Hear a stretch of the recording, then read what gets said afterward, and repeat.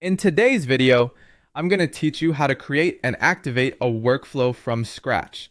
To begin, go to the main navigation area at the top of your screen and select Automation, then choose Workflows. This is where you'll manage automated processes that help handle tasks in the background without needing constant manual input. If you're new to workflows, think of this as the control center where your automation rules live and run. Once you're in the Workflows area, click Create Workflow. When the design pane appears, choose Start from Scratch. This option gives you a blank workflow so you can build exactly what you need instead of starting from a pre-built template. It's a good choice when you want full control over how the automation behaves. After that, the next step is to define the enrollment trigger conditions. These are the specific rules that decide when something should enter the workflow and start moving through the automated process.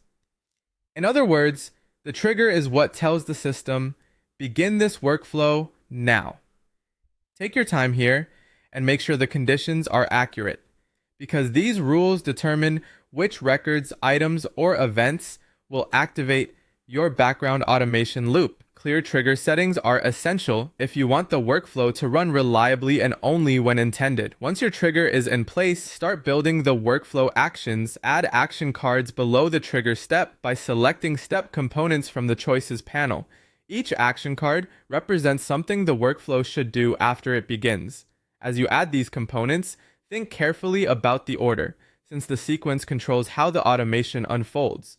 Placing actions in a logical flow helps prevent confusion later and makes troubleshooting much easier if you ever need to adjust the process.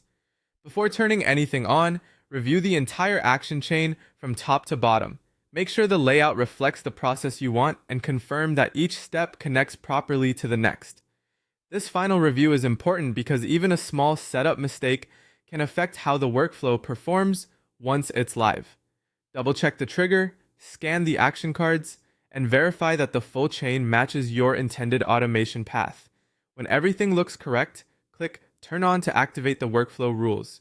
At that point, the workflow becomes live and begins operating based on the